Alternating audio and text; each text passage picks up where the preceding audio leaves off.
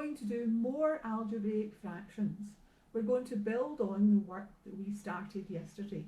And we started yesterday with looking at, I asked you to cancel the fraction 6 over 8.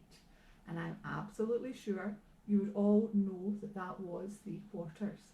And I suggested that we looked at it by writing the 6 as 2 times 3 and the 8 as 2 times 4. Writing them both as a product or a multiple of two numbers and then looking for a common factor. Now that's what we've got on the board here. We've got simplify m plus 2 times n minus 3 over m minus 3 times n plus 1. So it's already written as a multiple. And I'm going to write it out like this to remind you that that is what we have there. That means m plus 2 times m minus 3 all over m minus 3 times n plus 1. So we have it expressed as a multiple of numbers. Now we are going to, it's a multiple of expressions in this case. Now we're going to see, do we have a common factor? And we do. M minus 3 is common to both. M minus 3 divides into this once. M minus 3 divides into that once. So what do we have left now?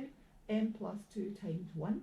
Multiply anything by 1 and you have the same number. So m plus 2 times 1, it's unchanged, it's just m plus 2 all over 1 times m plus 1, m plus 1. Now you can write that with brackets or you can write it without brackets. It doesn't matter. M plus 2 over m plus 1. What you absolutely must not do is cancel these m's out. That would be the wrong thing to do. We said we would have to express it as a multiple and then look for common factors. What we have here is not a multiple, we have a sum. We have added m plus 2, m plus 1. So we don't have a product here and we cannot cancel. Let's take an example, a numerical example. If we had 4 plus 2 over 4 plus 1. Now we know that that is 6 over 5. Now if you were going to cancel the 4 there, you would be left with 2 over 1, which is 2. So it's absolutely wrong. You must not do that. And remember that you can only cancel if you have a product. So don't become cancel happy and be tempted to score out the m on the top and the m on the bottom there, because that's wrong. You can see from that numeric example, it doesn't work. You have to have it expressed as a product before you can start looking for common factors, okay? So m plus 2 over m plus 1, with or without brackets, it doesn't matter. Let's look at a second example then. Let's try and simplify 2a minus 1 squared all over 2a minus 1. Now, 2a minus 1 squared, we know that if you're squaring something, it's the something times itself. So 2a minus 1 squared would be 2a minus 1 times 2a minus 1 all over 2a minus 1. I'm not going to write times in here. I've drawn your attention to it there to emphasise that. But we've got a multiple now. So we start to look for common factors.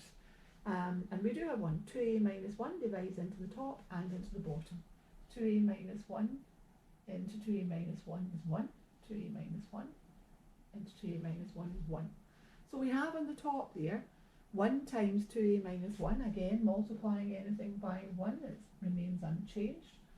And on the bottom there we have 1. Now, again, if you're dividing something by 1, 6 divided by 1 is equal to 6. 10 divided by 1 is equal to 10. So 2a minus 1 divided by 1 is equal to 2a minus 1. And again, it can be with brackets, it can be without brackets. It doesn't matter. That's your final answer. Now I would like you to do from your textbook, page 91. So take your textbook, please, and open it at page 91, and I would like you to do numbers 6 and 7. And that's continuing the exercise you started yesterday. Page 91, numbers 6 and 7. And I would like you, as always, to set your working down exactly the way I have on the board. That's the way I want to see it in your daughter. I would ask you also, please, to continue turning to the back of the book to check your answers, another very important part. And I would like you to contact me on the chat if there's anything you're unsure of, and we can go over things there. Okay, thank you very much. Keep working hard.